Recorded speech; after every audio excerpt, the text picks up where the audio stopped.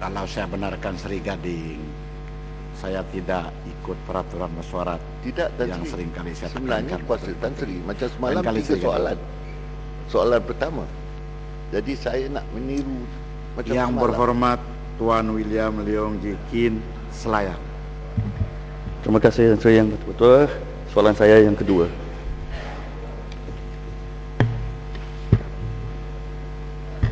Tuan Yang Ditua, izinkan saya menjawab pertanyaan ini serentak bersama-sama dengan pertanyaan oleh Yang Berhormat Segambut yang juga disenaraikan untuk hari ini. Pertanyaan Yang Berhormat Batu, Yang Berhormat Tanjung dan Yang Berhormat Taiping pada 28 Jun kerana kesemuanya ada kaitan. Sila. Terima kasih.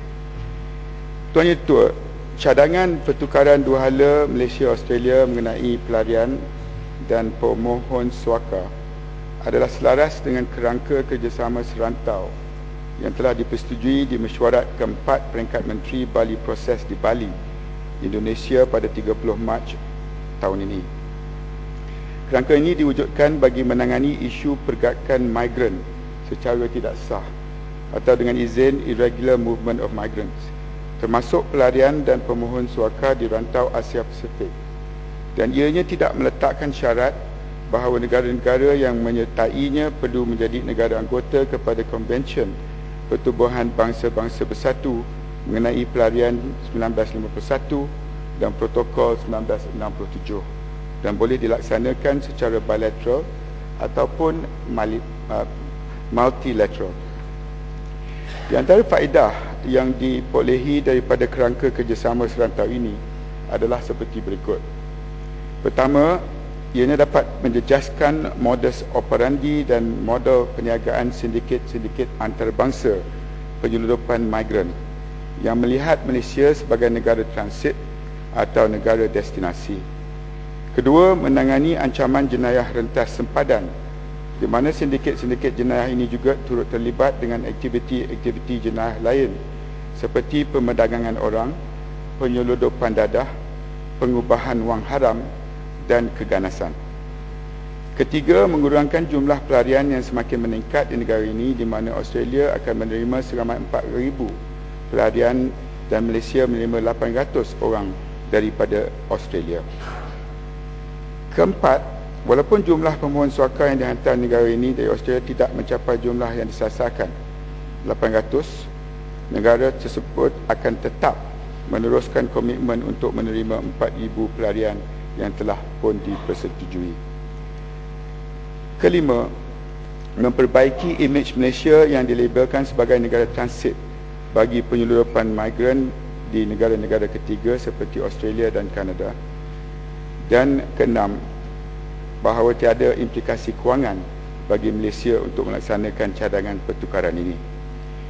Tuan Yang Bertua, di dalam melaksanakan cadangan pertukaran ini, kerajaan sedar bahawa Malaysia perlu sensitif dalam menangani isu ini secara bijak bagi memastikan bahawa tiada layanan berbeza yang diberikan kepada pemohon suaka tersebut berbanding layanan yang diterima oleh pelarian sedia ada di negara ini. Pada masa yang sama, aspek yang turut wajar diberi perhatian adalah keutamaan penempatan semula di negara-negara ketiga setelah mendapat status sebagai pelarian oleh UNHCR. Malaysia dan Australia juga masih dalam perbincangan dengan pihak-pihak berkepentingan supaya khidmat sokongan kepada golongan ini seperti akses kepada pendidikan dan kemudahan kesihatan adalah mengikut amalan semasa UNHCR dan International Organization of Migration dengan izin IOM di negara ini. Terima kasih. Selayang. Terima kasih kepada Yang Berhormat Menteri untuk jawapan yang telah diberikan. Kehadiran orang pelarian memang akan menimbulkan beberapa masalah, terutamanya kepada tempat yang mereka akan dihantar.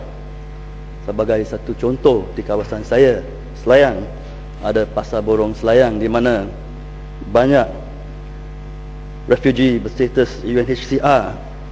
Walaupun ada syarat mereka tidak boleh bekerja, tidak boleh berniaga, anak mereka tidak boleh menggunakan sekolah, mereka melanggar semua syarat ini dan beberapa masalah timbul dengan peniaga tempatan, penduduk tempatan, masalah kesihatan, keselamatan dan sebagainya. Sampai pasar burung selayang boleh menjadi dipanggil Little Burma.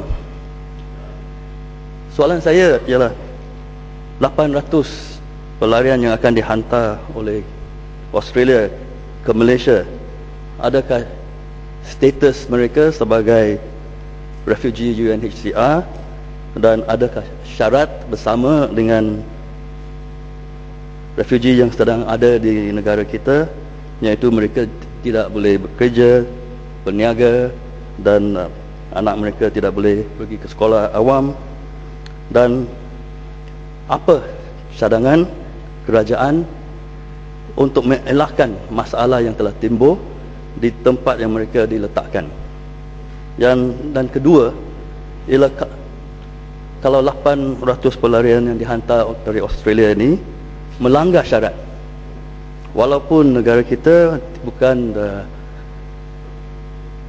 menandatangani Convention 1951, bolehkah negara kita hantar pelarian ini balik kepada negara asal mereka? Terima kasih. Puan Yang Ketua, apa yang dibangkitkan oleh Yang Berhormat ialah sebenarnya apa yang kita nak tangani dan apa yang kita bincangkan masih dalam pihak perbincangan dengan Australia ni merupakan satu pendekatan yang tak pernah dipikirkan dahulu oleh mana-mana pihak. Dari segi standard atau benchmark penanda aras untuk berkait dengan hak asasi, sebab UNHCR dan IOM terlibat bersama, dan keduanya masalah yang kita hadapi ini yang berhubung kait dengan pelarian ada kaitan besar dengan transformasi dan agenda yang lebih besar yang dilakukan di KDN. Semalam di bawah jawatan kuasa kabinet yang dipengerusikan oleh Yang Amat Berhormat Timbalan Perdana Menteri, kita telah melihat perjalanan manusia berhubung kait dengan pekerja asing tanpa izin. Biometrik telah pun diperkenalkan. Sistem MyIMS yang berada di dalam immigration sekarang ditambah baik. Sistem NERS, iaitu pendaftaran biometrik dan penguatkuasaan di seluruh negara untuk mendaftar dan memantau semua warga asing semasa ketibaan, keberadaan dan keluar meninggalkan negara ini sedang dilaksanakan. Sistem APSS, Advanced Passenger Screening System, yang sedang dalam peringkat perincian. Hari ini kita dapat menapis sesiapa sahaja yang datangnya sebelum mereka berada di bumi negara kita ini.